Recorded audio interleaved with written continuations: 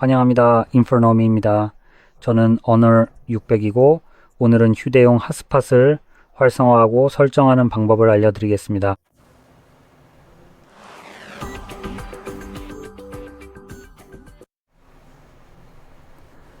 먼저 시작하려면 화면 오른쪽 상단에서 아래로 쓸어내리세요. 이렇게 하면 토글 메뉴가 나타납니다. 왼쪽에서 쓸어내리면 알림이 표시되기 때문에 이렇게 설명드리는 겁니다. 이제 여기서 한 번 더 아래로 쓸어내리세요. 이렇게 하면 보시는 것처럼 더 많은 토글 목록이 확장되어 핫스팟 토글이 나타날 것입니다.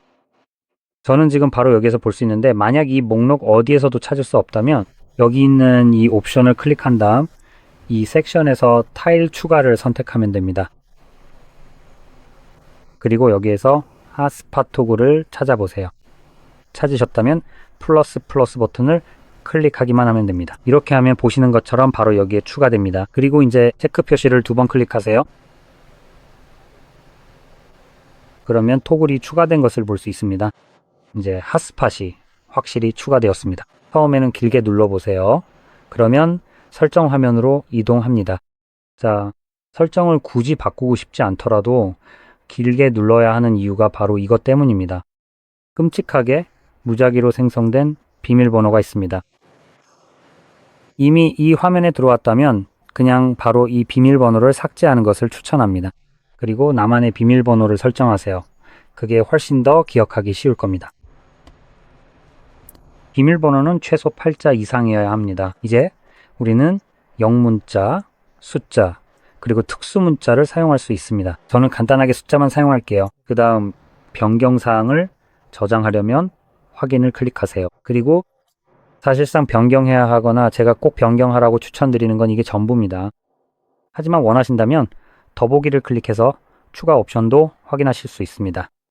예를 들어 비활동 시 5분, 10분, 30분, 60분 후 자동 비활성화 옵션이 있는데 저는 이걸 바로 10분이나 30분으로 변경하는 걸 추천합니다.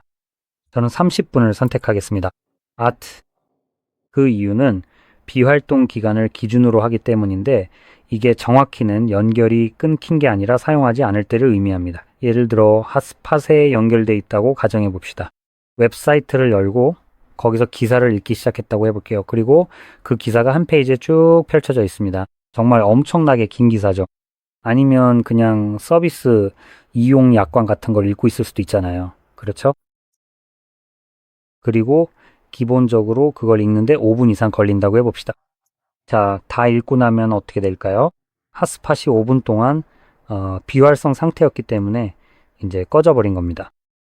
페이지를 옮기지 않고 계속 같은 페이지에 머물러 있었기 때문에 그리고 핫스팟이 로딩된 순간부터 예를 들어 그 서비스 이용 약관을 읽고 있다고 해봅시다. 그게 전부예요. 이미 다 로딩이 끝났고 자동으로 비활성 상태로 들어가게 됩니다. 그래서 타이머가 시작되는 거죠. 만약 다음 페이지로 넘어가거나 새로 고침하는데 5분 이상 걸리면 핫스팟이 꺼져버릴 겁니다.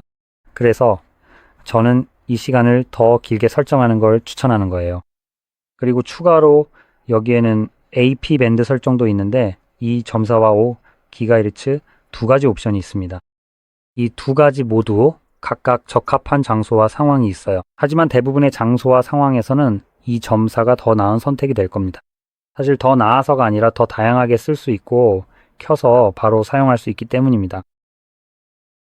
그리고 이 부분을 좀 더 설명해 드릴게요. 그래야 언제 어떤 걸 얻게 되는지 알 수 있으니까요. 다른 옵션도 충분히 쓸만할 수 있습니다. 2.4와 5GHz를 설명하자면 이 둘은 기본적으로 비슷한 기술이라고 할 수 있습니다.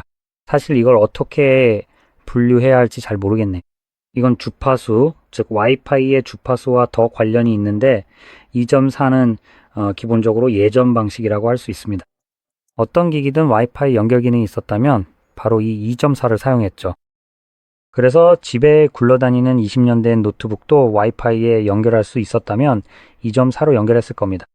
하지만 그 같은 노트북은 20년 전 모델이라면 5GHz 네트워크에는 분명히 연결되지 않았을 겁니다. 그래서 그런 노트북을 가지고 5GHz를 선택하면 아예 핫스팟 자체가 보이지도 않을 거예요. 그래서 말씀드렸듯이 2.4는 번거로움 없이 더 다양한 기기에서 쓸 수 있다는 점에서 더 유연합니다. 켜기만 하면 모든 기기에서 바로 연결할 수 있죠. 사양에 따르면 예를 들어 박스에 와이파이라고만 표시된 노트북들은 오직 2.4만 지원합니다. 이후에 출시된 기기들은 와이파이와 함께 출시되기 시작했죠. 6이라고요. 네, 정말 어이없는 이름이죠. 여기 5라는 숫자가 있는데도 말이에요. 하지만 어쩔 수 없습니다. 와이파이 연합의 어이없는 명명 방식은 끝이 없고 앞으로 더 심해질 뿐입니다. 그래서 와이파이 6는 5GHz를 지원합니다. 따라서 와이파이 6 라벨이 붙은 모든 제품은 5GHz와 2.4GHz를 모두 사용합니다. 그리고 와이파이 6E도 있는데 이건 6GHz 네트워크를 지원하며 6GHz, 5GHz, 2.4GHz 모두를 사용합니다. 즉, 이 세 가지 모두를 사용할 수 있습니다. 그리고 또 와이파이 7도 있는데 이건 실제로 7GHz가 추가되는 건 아니고 사실 사용하는 것은 2.4.4, 그리고 6GHz를 동시에 사용할 수 있습니다. 그러니까 어쨌든 숫자가 높아질수록 뭔가 말도 안 되는 게 붙긴 하지만요. 추가로 붙는 모든 알파벳은 그 아래 버전들과도 하위 호환이 됩니다.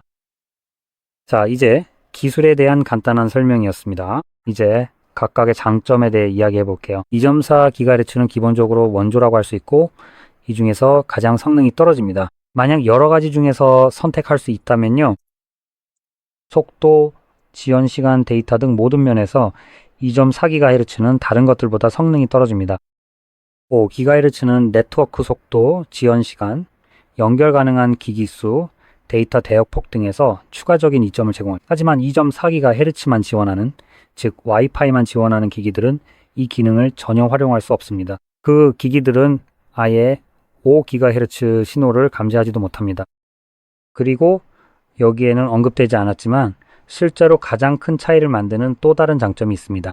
만약 인구 밀집 지역에 산다면 2.4GHz 네트워크는 간섭에 좀 더 취약합니다.